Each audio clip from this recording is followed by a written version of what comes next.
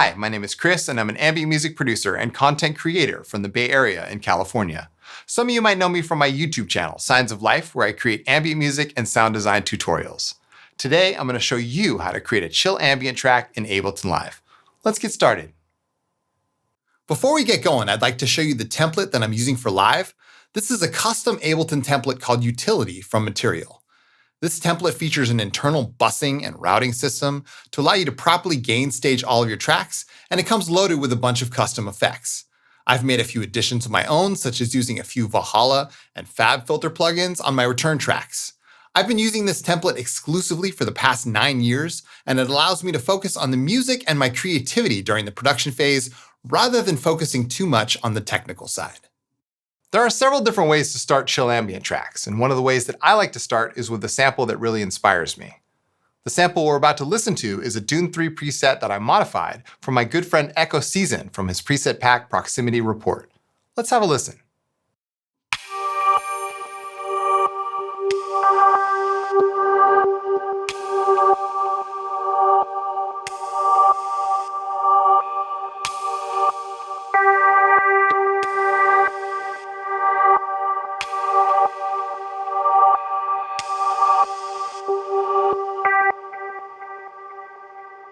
The first thing we're going to do is start building up some layers of glitch percussion so we can start to lay down the foundation for our track. One of the most important aspects of my music is the layering and then how those layers interact with each other in a compositional sense. Let's drop in 3 different glitch percussion kits that I put together. Each of them have a different purpose and a different aesthetic quality, and we're going to layer them on top of each other to make our glitch percussion. The first one is called Glitch Main, where all of our really glitchy sounds are.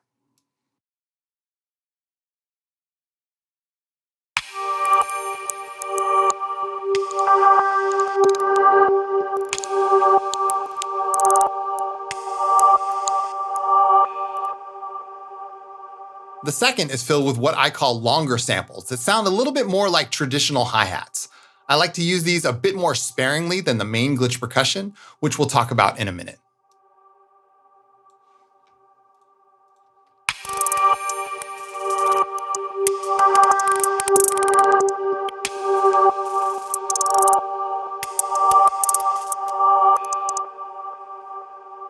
And the third rack is filled with glitches that sound really electronic, almost like electricity, and we'll use those to fill in some gaps.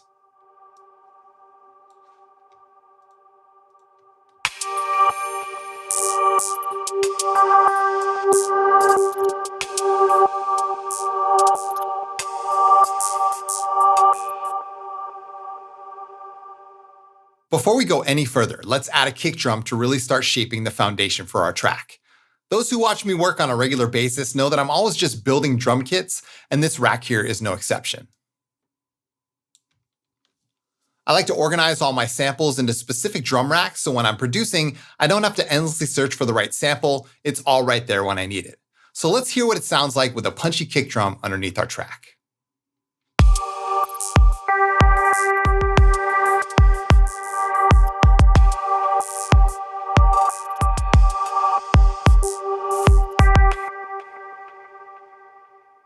When it comes to glitch percussion, there's a few things you might want to consider. The first is how these clips are interacting with each other. One thing I like to do is double-click the first MIDI clip, which opens up Clip View, and then hold Control or Command on a Mac and select the other 2 MIDI clips. And now we have an overview of all 3 MIDI clips stacked on top of each other. Let's listen to what this sounds like.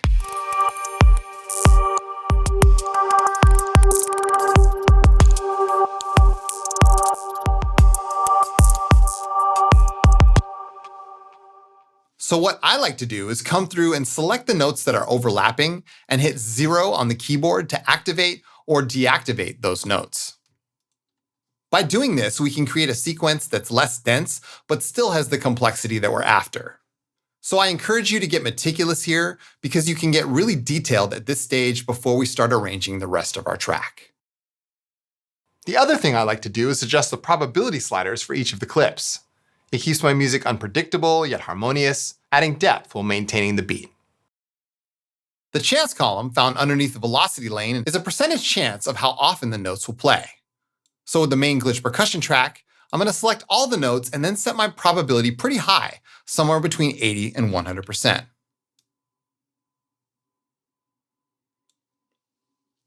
For the longer glitches, I'm going to select all of those and lower the chance to around 50 to 75%.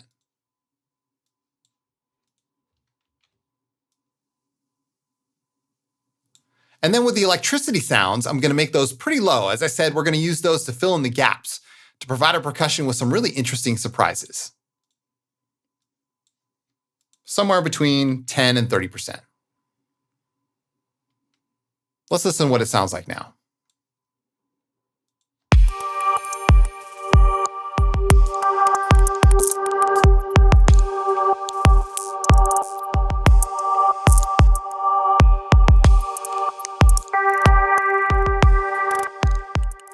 Some final touches here before we move on would be to add some of my go-to beat slicing and glitch style plugins. First and foremost, the beat repeat plugin inside of Ableton is extremely useful for this type of percussion. My favorite preset over the years is definitely microfills, so let's add that to our main percussion track.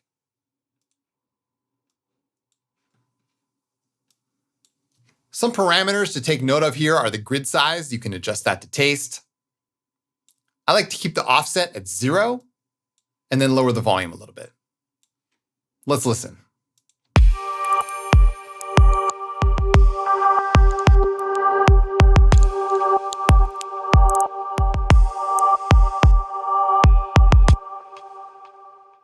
To really take this effect to the next level, let's add an LFO here to modulate the interval knob.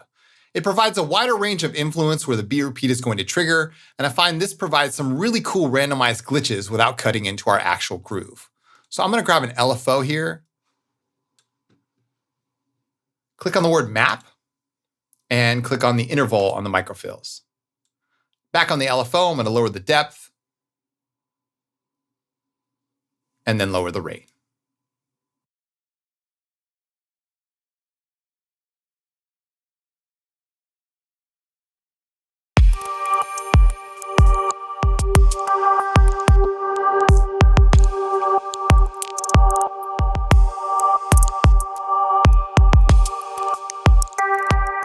Another plugin that I like to add after the beat repeat is Automaton from Audio Damage. Automaton does similar things to beat repeat, and the two combined will give us some amazing results. As a final touch, you can add Ableton's AutoPan plugin. I like to set the mode to random, and because most of our percussion sequences are 16th notes, setting the time value for the AutoPan to 16th is a great choice. Set the width to 100%, and adjust the amount to whatever you like depending on the desired effect.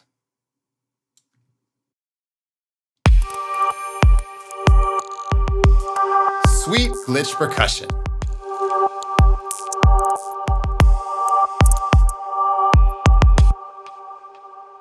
Now that we've got our percussion done, it's time to move on to pads and start building up the rest of our track. Now that we've got our track in motion, let's lay down some pads. I come from a guitar background, so one thing that I love to do is to find ways to put guitar into my music to create unique synth patches using my guitar and my collection of effects pedals. One of my favorite ways to do this is to use a granular synthesizer to process a guitar sample and turn it into a pad. So for this example, we're going to use the Granulator 2 synthesizer included in Ableton Live Suite. Now that we've loaded up our sample, I'm going to make a few adjustments here. Granular synthesis is based on the concept of using tiny microsamples called grains to sample a source of audio, and then you can manipulate those grains even further to create some pretty wild textures and effects. The first thing I'm going to do is adjust the spray control to around 4 seconds to get our grains spread out a bit further. Next, let's adjust the LFO here to around 3 to 5 seconds. And then let's adjust the LFO controls underneath the grain size and the file position knobs to let the LFO start moving our grains around the entire sample. Click on the word grain to reach the second set of controls, and let's adjust our amp envelope to something more like a pad. 5 seconds of attack, decay, and release. And then lower the sustain by a few decibels. Finally, let's lower the cutoff of the filter to around 6 to 7K. One more thing. I know the sample I played was in a different key, and this track is in the key of G minor. So over here in the pitch section, I've adjusted the pitch of the sample to match the key of the track. That's about it for controls. Let's add some reverb and delay from our return tracks and listen to what this sounds like.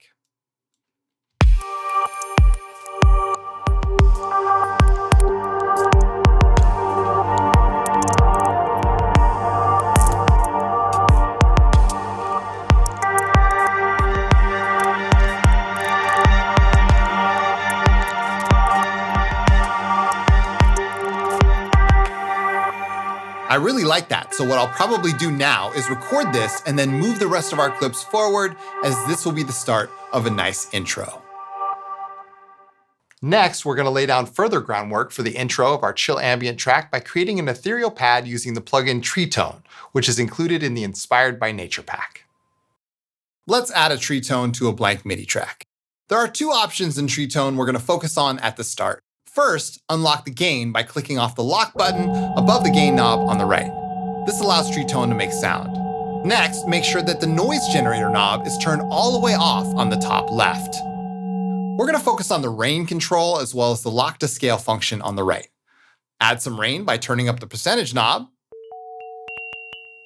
and then adjust the speed to something relatively slow, between 5 and 10%. Add some decay, and then click the scale button on the right to lock the randomized oscillator hits to scale. You can select which scale you like depending on the overall scale of your track. In this track, I'm going to choose G minor.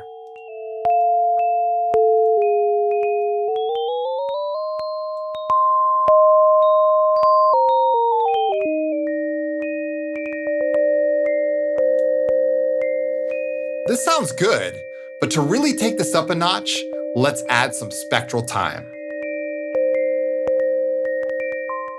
Spectral time allows us to freeze incoming audio and smear some of the taps coming from Tree Tone. Start by setting the freeze function to re-trigger and then set it to sync. You can then set the interval to something relatively slow, like 1/8 or 1/4, depending on the desired effect. Then click the freeze button. By re-triggering it slow, it provides us with the perfect palette of slow-moving tones that will eventually feed into our reverb.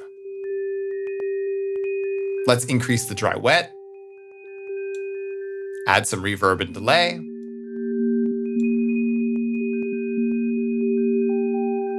combining this with the Granulator 2 patch we made earlier, we get some beautiful washes of sound.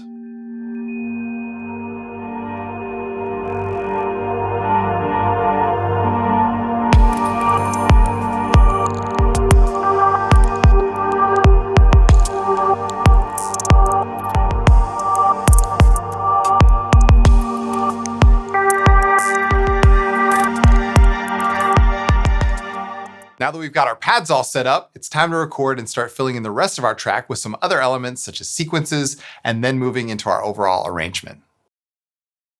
So as you can see, we're a bit further along now. I've recorded those two pads to audio and then slowly faded them in for our intro. I've also spaced out our percussion a bit and chose to start the kick drum early because I like the way that sounded, and then moved the glitch percussion to start when the main part of the track finally begins. One thing I wanted to do now was put in a few sequences and really start adding some energy to the melody. Sequencing is one of the signature elements in the music that I make, but I know it can sometimes be difficult to add sequences or a melody to a track if you have no idea where to begin. So let's add a synth patch and then start designing a sequence for our track around it. For the main sequence, I'm going to use a patch that I made in Hive 2. A few notes about the patch here.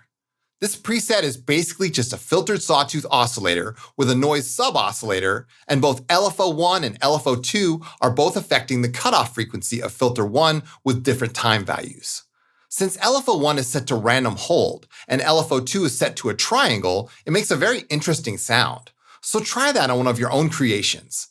Presets like this work quite well on its own as a pad, and it also works great as a sequence, which we're about to hear. So let's come back over to Arrangement View and draw in a blank MIDI clip by selecting a region and then using the key command Control-Shift-M or Command-Shift-M on a Mac to create a blank MIDI clip. Now that we've got our blank MIDI clip up, let's draw in some notes.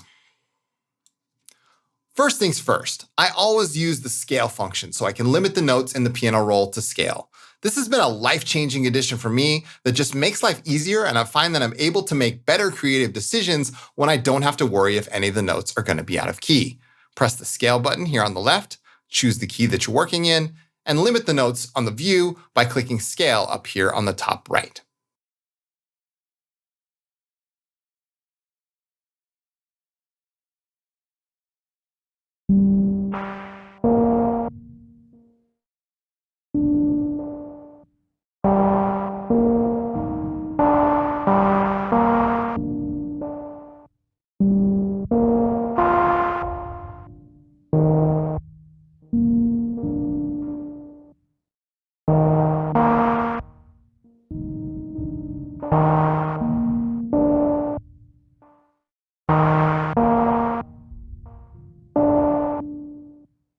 Now let's listen to what that sounds like with the rest of our track.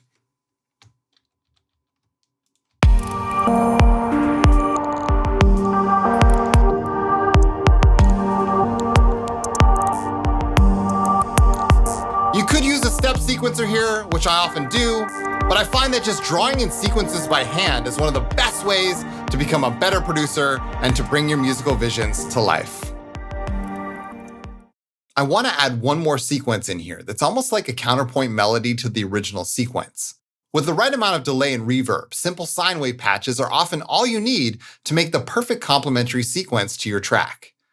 The delay settings are somewhat important, so I'll go over those now before we draw in the notes. On my first return track, I'm using a Valhalla delay plugin set to dotted eighth note ping pong delay that's 100% wet. It's a relatively dark delay with a little bit of modulation, but I use dotted eighth note everywhere in my music, and if I'm using it, chances are it's coming from this. So back in arrangement view, let's draw in a simple lead to complement our original sequence. I'm going to choose eighth notes for this sequence and create something that's going to play along with our original melody. Let's create a new MIDI clip here, choose eighth notes, and then let's start drawing in some notes.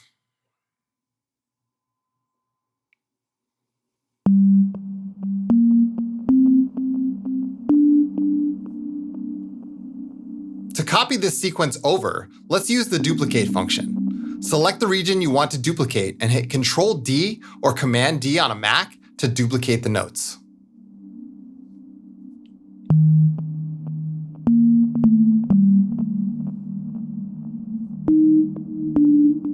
Let's duplicate that over. Add a little accent note. And let's duplicate this clip and have a listen.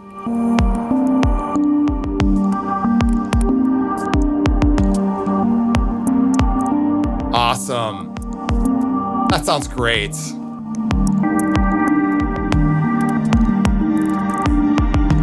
Now that we've got our sequences in order, it's time to move on to arrangement.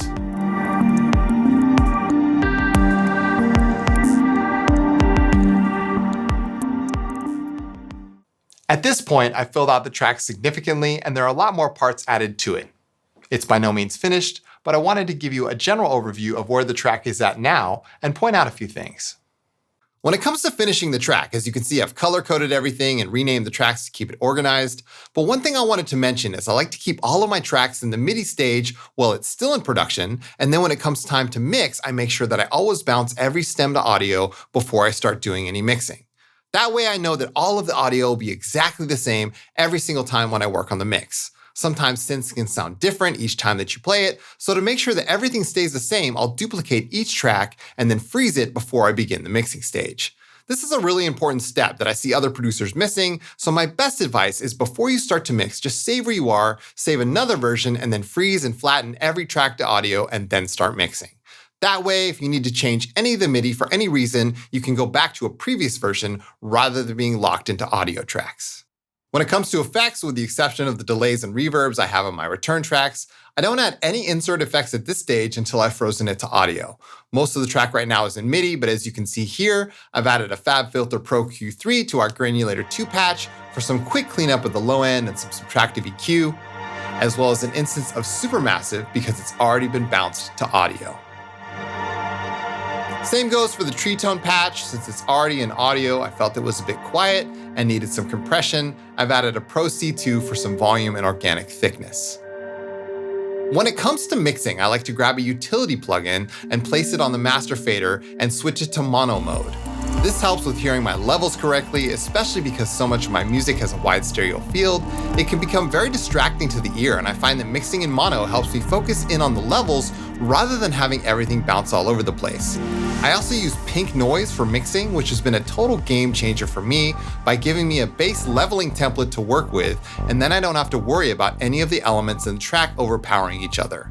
Because I'm working with so many layers, making sure that I'm not unintentionally burying any of the tracks is super important.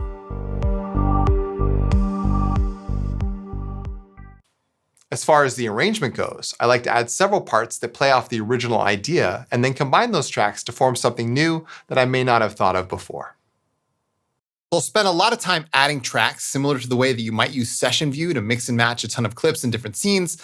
That's one way that new patterns start to emerge. This is a very similar workflow. When I'm in the production phase and I'm letting the track evolve, when I make edits, I literally feel like I'm carving into those tracks and coming out with something entirely new. For example, in this section, I had a few musical ideas, and when I combined them in a unique way, it really took this section to a whole nother level.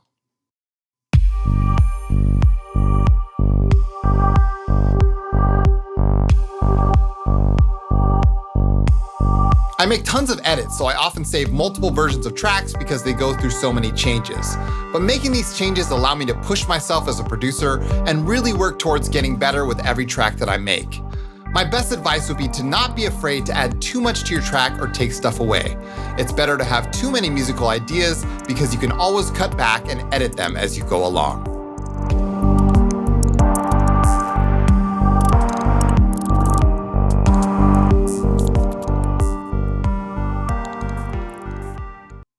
As far as details go, you can see I've added a bunch of new parts as well as carved out sections where the melody changes to make the track flow better and provides added context around the original idea. These can take some time to make, as it's easy not to stray away from the original root note, and a lot of tracks in this genre tend to stay like that, but if you really stretch your limits, you can make some awesome musical breaks like this one just by changing the bass note and using a more traditional compositional approach. A lot of the parts I added were really just patches made from simple waveforms, like this patch in Hive 2, which is just a filtered sawtooth with some reverb and delay, or this transitional element is just a simple white noise patch in Phase Plant with a bandpass filter and the LFO is moving slowly upwards to create that classic whoosh style transition.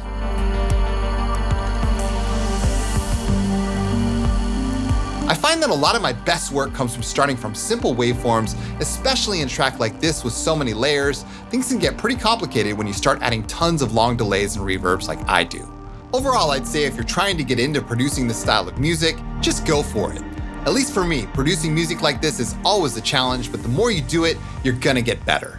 Your first track might not be your best track, but I find that each track you make, you're making incremental improvements that are gonna make a big difference later on.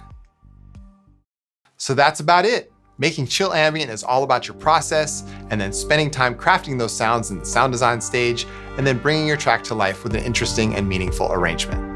I want to give a special thanks to Ableton for inviting me to create this video, and thanks for watching. As always, stay inspired. Peace.